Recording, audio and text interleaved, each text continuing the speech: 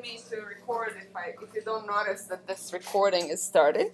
So let's continue our discussion of linear algebra, basically a review of linear algebra. And what I'm going to do today is I'm going to attempt to connect all of the technology and then use technology. I will be writing on a tablet and I will project that tablet onto the screen, and because I'm projecting it on the screen, my computer will be able to capture the screen. Okay? So that is the idea, assuming that all of the devices actually talk to each other, which they should in a moment. All right? And the benefit is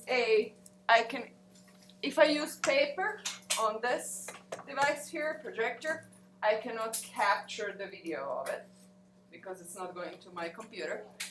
And also I have to then scan that paper to provide you with notes.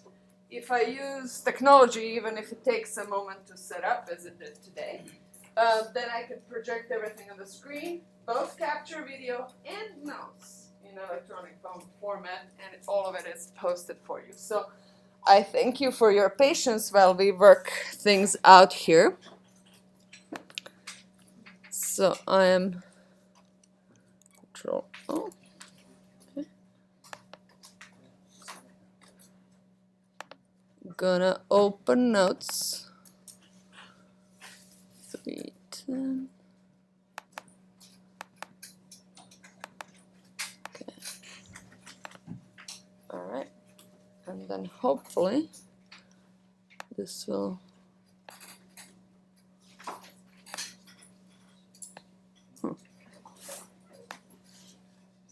apparently this is now first thing I will do is just adjust the pen a little. So if I write like this, hello, does everybody see? Huh? So vector. Yeah? All right. So now that we tested it, let's indeed start with vectors. So if I write something of this sort, U is 3, 2,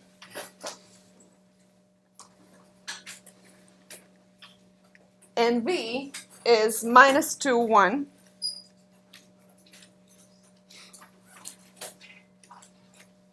do we refer to these as vectors or matrices? Vectors. Vector is a specialized form of a matrix. We didn't get to matrices just yet. And what are their dimensions?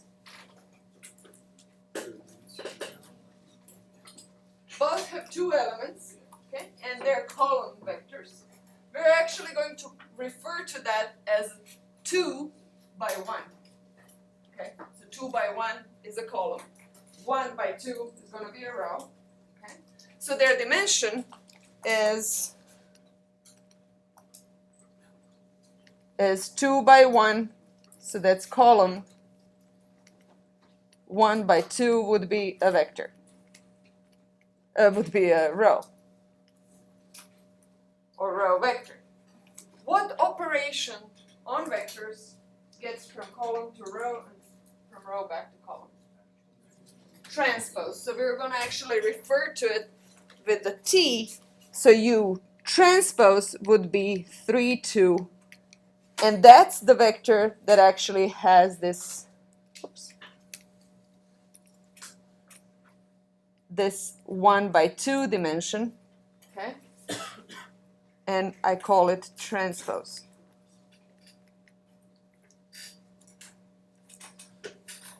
Now, basic operation on vectors are addition and multiplication by a scalar.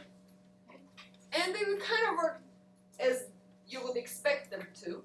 You go to corresponding elements and add and multiply corresponding elements of the vector, and you pile it together again into a vector of same dimension. Okay? So if we will typically refer to linear combinations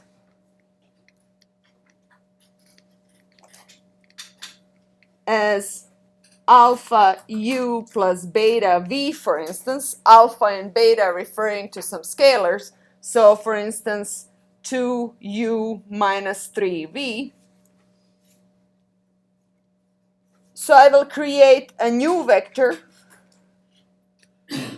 w, as 2u minus 3v. And the way I go about it, I'll multiply corresponding elements. So in my first position, I multiply first position of u by 2. 2 times 3 minus 3 times minus 2. Okay? So it's 2 times 3 minus 3 times minus 2. Excuse my squeezing things in. Good news about electronics is that you can easily erase. So I'm going to do that.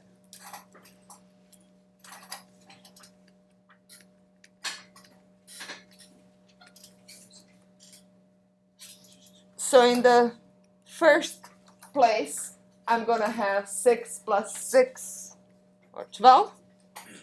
And in the second spot, I'm going to do the same. 2 times 2 minus 3 times 1, which ultimately is minus 1.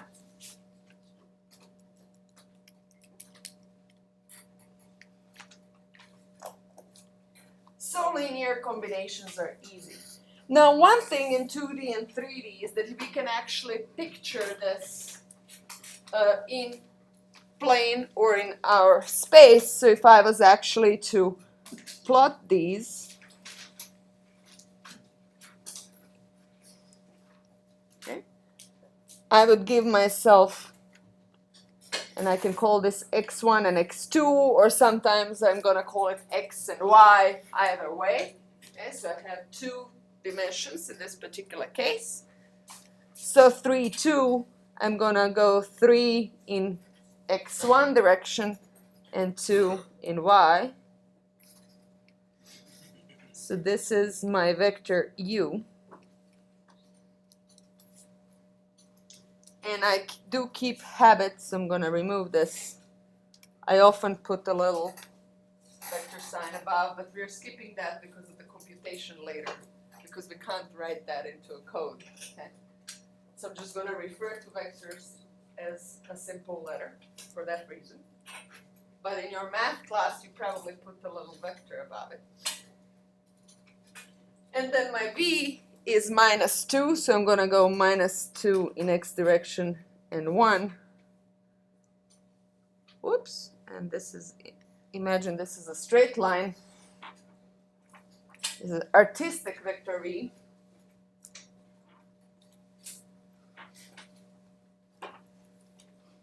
And I know that if I was just adding 2 of them, I would kind of draw a parallelogram.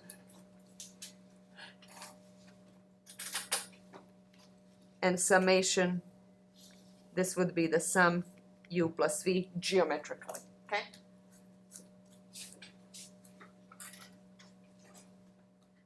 And I don't have space to go 2 times u and 3 times v and do that. Okay? But you can basically do that geometrically as well. Okay? So you can relate these smaller vectors to geometry. It is much harder for us. We will actually deal with vectors that have much larger dimension, not just 2 or 3, but 4, 5, 6, 7, even 100 or 1,000. Okay? If you have a bell log, 3,000 is nothing. That's just 3,000 feet. That's a pretty conventional well. So essentially, we can accommodate as many dimensions as we like. We can't necessarily picture them this nicely. Okay, so these are vectors. Now this rule of how I deal with things generalizes to however many elements I might have. So I might have a longer vector. I would actually proceed in the same manner. Now, what is the length of a vector u? Geometrically, what we refer to in our regular day-to-day conversation, the length is simply the length of this vector. So I just look at how long it is. And that's a positive number. Could be 0, only for 0 vectors, or otherwise it's a positive number. We have generalized that last time. This regular length, as I see it here, or in my regular day-to-day living, is so-called Euclidean.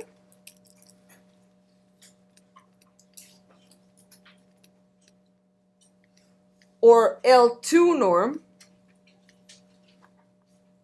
2 referring to the fact that I took every element, squared it, and then I took the square root out of it. So basically U2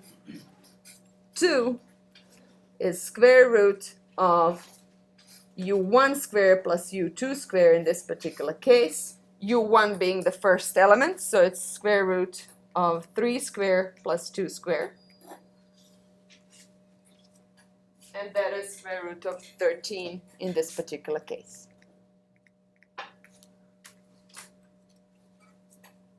So norm of a vector allows me to compare two different vectors. I can say, well, who is bigger, meaning longer in this case, and in this case, u is longer than v. Okay?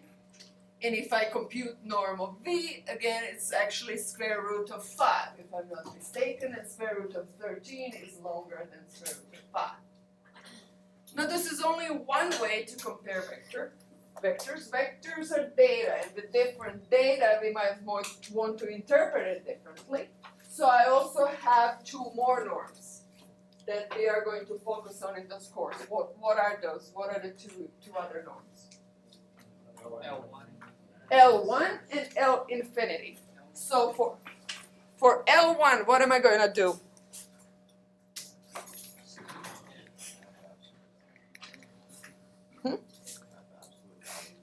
So I'm just going to add up absolute values. So absolute value of 3 plus absolute value of 2, that's going to be 5 in this case.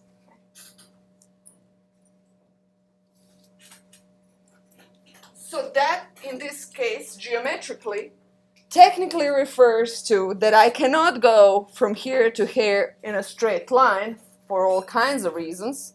There might be a building, there might be a wood, there might be an ocean, something in between. And I actually have to be constrained on this regular grid, so I have to go 3 lengths this way and 2 lengths this way. Okay? And that's the total of 5. This is pretty common in driving in cities that are on a regular grid. Austin is so in a regular grid. It has this 35th Street that becomes 38th Street and then continues as 38 and a half. Am I correct as it is through? If you go between Mopac and I-35, you could continue on the same road, you're kind of not changing direction, and you're going from 35 to 38 to 38 and a half. Anyway, only in Austin. Yes? Any questions? There was a question. Sorry. So L1 is telling you that the distance you must travel, like linearly one direction and the other direction to get to As if you were snapped through a grid. Okay. Yes? But I'm kind of confused. So you have the L1 norm at the bottom. Shouldn't it have like one modular? Like it has two. Okay, so great question. That is always good to point out. So this I'm using for scalars, only one. So that's absolute value.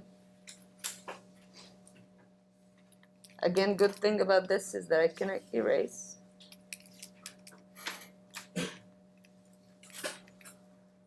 Okay, and when I have 2, this is 4 vectors.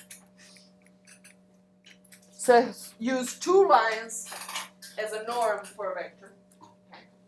So if I had a vector that is just one number, scalar, then the norm of that number would be same as absolute value. So whatever I use on just one number, it doesn't matter. But for vectors, I'm going to use 2 lines. Great point.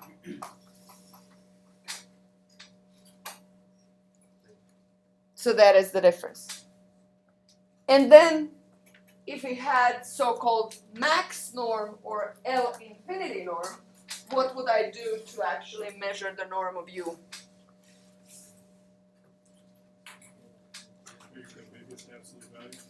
I would also take absolute values of all of the elements, and I would find the maximum one out of those. So U infinity would be maximum between absolute value of 3, and these wiggles here are a set. They're wiggled brackets, I'm sorry. So this would be 3. There's a reason why most of my class is in PowerPoint. My handwriting ain't the best out there.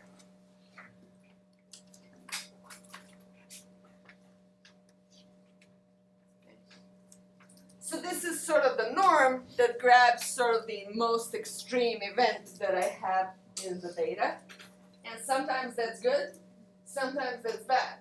If I know that my data might have errors and outliers that could skew me, then I don't want to use this norm. Or I want to throw those outliers out before I actually use the norm. So, when you do L1 norm, are you looking at just one vector, like the U vector? Norm always works on one vector. It's norm of a vector that has multiple elements. Each vector has multiple elements, but it's one vector. Okay. So the Euclidean is the magnitude of that vector. All of the norms are magnitudes of some sort, okay, of a vector. So every norm takes a vector and gives me a magnitude of it. Okay? It's just 3 types of magnitude. And each of those norms highlights different things. So one comment that I made is, so for instance, there's this norm 1, and one example is being snapped to this grid and having to drive around, so to speak. But there was also that example for engineering decisions for Lake Travis and Lake Buchanan. I have to sum up the absolute volumes of them. Okay? And if that volume drops below a threshold, I'm calling restrictions on watering in Austin. Okay? That's an example of one norm. I took all of the elements, which are lake volumes, and summed them up. This norm, it'll take if U1 is comparatively small to U2. Okay? So if this is 0.01 and this is 10, okay? It's going to be even smaller, so it's going to kind of reduce the small stuff and its influence on the ultimate result. And I might be interested in doing that. Okay? Then the large stuff remains, and that's what actually my main concern is. Yes? Could you spend more time with the infinity norm telling us exactly what's It's just grabbing the maximum, the extreme data that I have one point that is extreme, and I'm going to grab it, and I'm going to call it the norm of the entire vector. Is that correct for my data? You are the judge. So based on the situation. Right. Yeah. So you have choices, and it's engineers that come up with those thresholds. When is it going to be stage 2 restrictions? 5 engineers got into the room, looked at the historical data, and came up with a reasonable value. Okay? And that value rules until you have to change it for some reason or the other. Alrighty.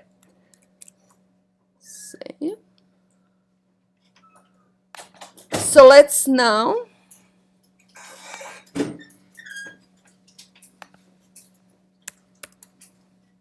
move on, open another page. So now we will actually define one more thing for 2 vectors, and that is the angle between them. So if I actually had 2 dimensions or 3 dimensions, I can actually pretty much easily picture angle between 2 vectors. Vector 1, vector 2, these 2 are orthogonal.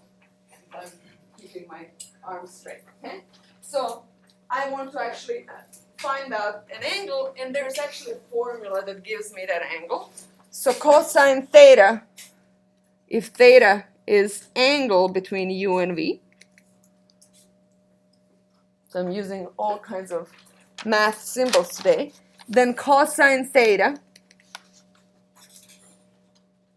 is u dot v, where u dot v is the scalar product of these 2 vectors. divided by norm of U and norm of V.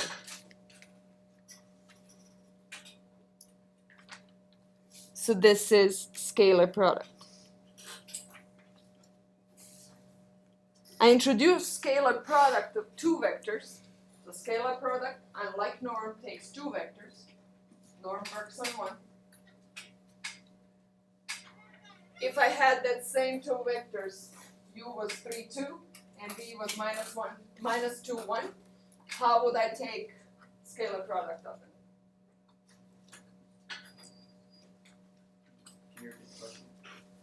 What is, so if U is 3, 2, and V is minus 2, 1, what is U dot V?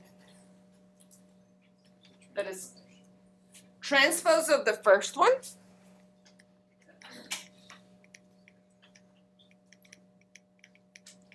so this is U transpose, assuming U and V are column vectors, or in this particular case U1 V1 plus U2 V2, and if I had more elements I would keep going.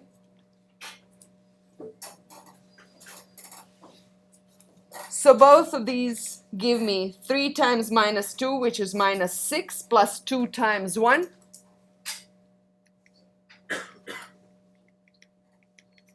Minus 4.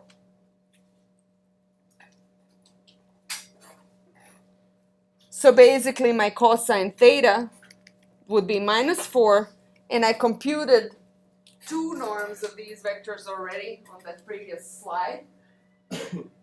One was square root of 13 and the other one was square root of 5. Is that correct?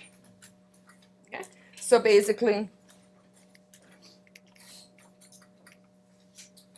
some of you who have phones with good calculators, could you quickly find out what theta is?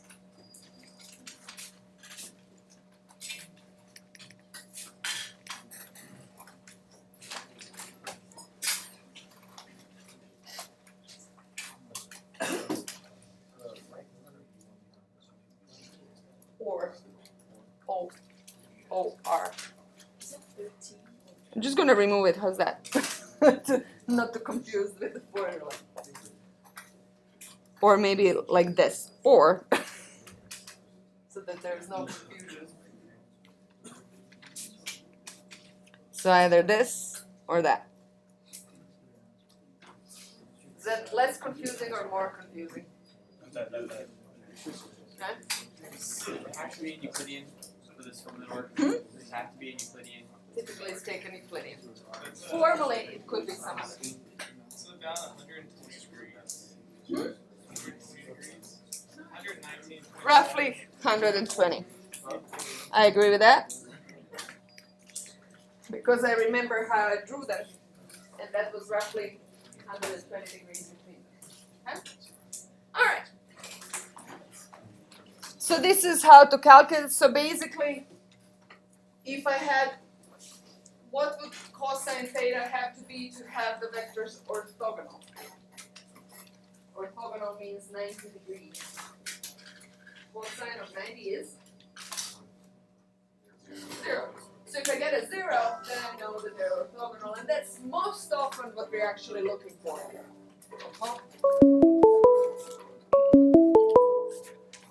Alright. So let's now move on to matrices. Questions? So what are the matrices?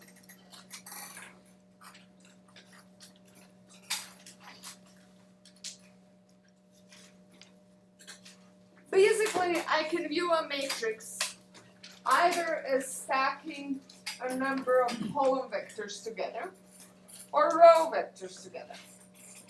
Either way works. So let's have an example. If my A, the simple matrix would be a 2 by 2, so I'm going to put A as 1 minus 2, 3, and 4. So this is a table of numbers. I can view it as two column vectors put together, one of them being 1 minus 2, and the other would be 3, 4. I can view it as two row vectors, in which case I'm going to have row vectors 1, 3, and minus 2, 4.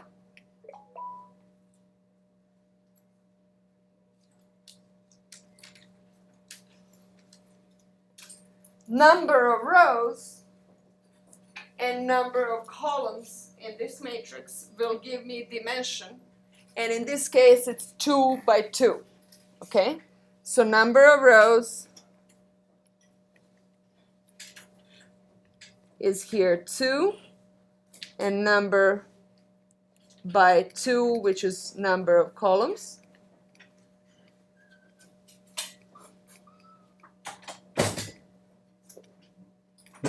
and this 2 by 2 I refer to as dimension of matrix A. So rows times columns.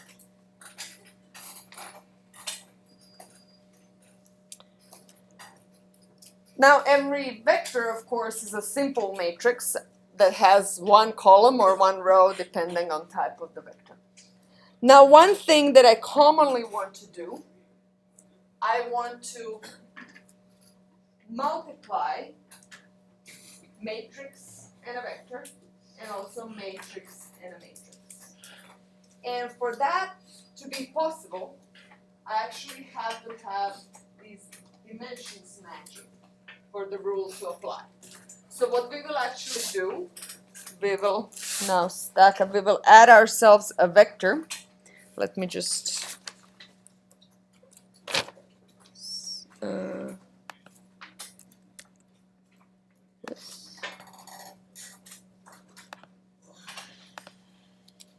so I'm going to continue with A as I had it. 1 minus 2, 3, 4. And I'm going to multiply it with that vector V that I just had previously. It was minus 2 and 1. So this is actually going to be product AV.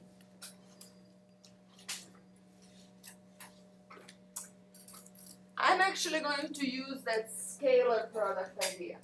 So I'm actually going to take first row 1 of my matrix, and I'm going to do a scalar or dot product with this column 3. Okay? And that's going to be the first element of the result. So basically, I'm going to take this row and this vector and do, so this is a row vector, this is a column vector. I can do a dot product, and I'm going to do 1 times minus 2 plus 3 times 1.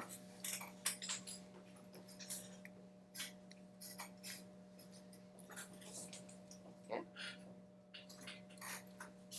And then I'm going to do second row and that same column vector. And I'm going to put that in position number 2. So minus 2 times minus 2 plus 4 times 1.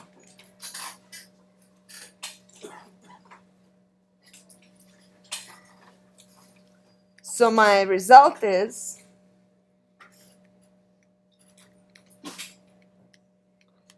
minus 2 plus 3 is 1. And 4 plus 4 is 8.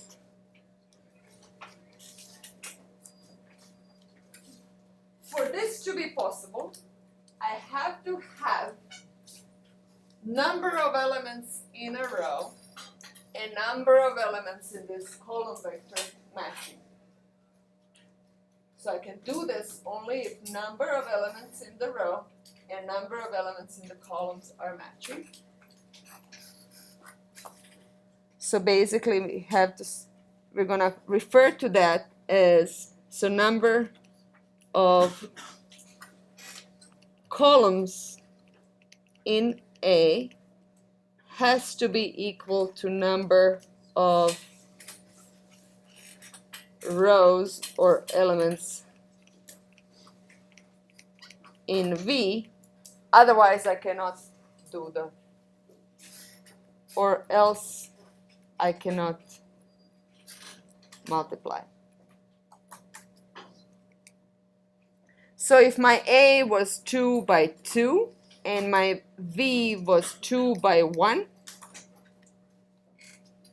these are these two inner dimensions that have to match. So I'm going to call that inner dimensions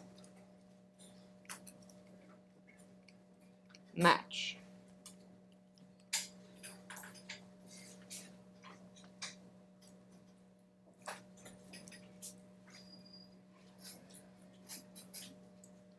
So this product, AV, I repeat for as many rows as I have in A.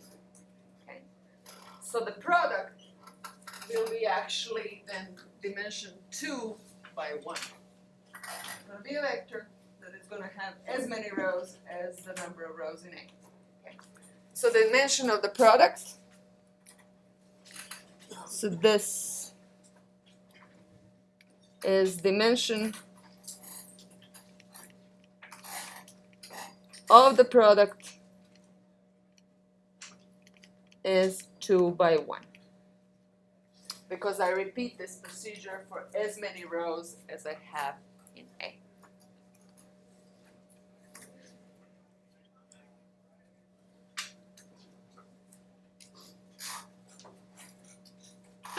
So if I had a row where I took vectors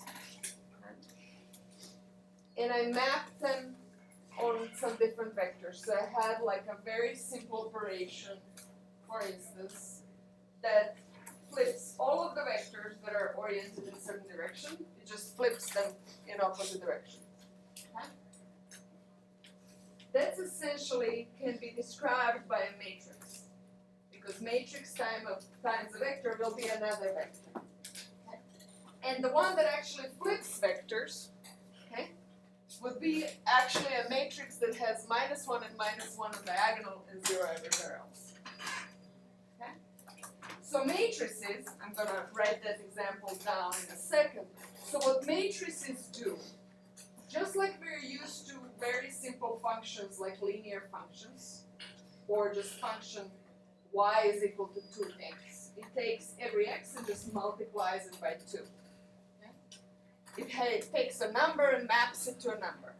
I could have a simple mapping from a vector to a vector, and the simplest sort of linear one is described by a matrix of numbers. So matrix is just a generalization of a simple function. So essentially matrices tell me how to map a vector to another vector. Okay. So for instance, I could have, for instance, A that is 2, 0, 0, 2. Okay. What does that A do? If I multiply it with any vector, let's call that vector x, why not? x1, x2. Ax is 2 times x1 plus 0 times x2, correct? So that's just 2x1. Yes? 0 times x1 plus 2 times x2, that's 2x2. So this is nothing else but multiplying 2 times my original vector x1, so it's really 2x. Okay, this being a scalar times a vector. I could decide for some reason to stretch first dimension by 2 and the other by 3. Okay, And then I cannot simplify it to something called 2x. I actually need a matrix to describe that. Okay? Every time you are clicking italic on your word processor, you go from things that were upright to something that was this. Right? So you basically stretched your x direction, but you didn't stretch your upright direction. So your italic is roughly something that works like 1.4 maybe in 1. Oops, what did I do? Okay. So that will just take something that is upright and it whoop. Okay. So every point on your screen, every point is actually a vector that can be moved by this rule to another position. That's how you get an italic letter. Every time you click on your computer, you're essentially doing a matrix multiplication. It can be boiled down to some matrix operation on your pixels. All of the simple things, such as this stretching, I have just described stretching, but also there's stretching, there's rotation, there's translation. They can be actually either shown as matrix multiplication, and translation is just addition of another vector. So if I add a constant vector to every others, I translated them by that vector. So all of the rigid motion, okay, I can describe by very simple matrices. And in your solids and statics, you will work actually on tensor representation of deformation. Okay? So when I squeeze the rock, what do I get? When I stretch a piece of metal, what do I get? That stretching can also be described by a tensor. It's just that stress tensor is a little more complicated than just a constant vector. Okay? It's not constant stretching. So this matrix A is a little more complex, and it actually has functional relationships with it. Okay? So we describe a whole lot with these matrix representations, and that's why we need to know how to represent them. All right, so we will continue with our discussion on matrices next time.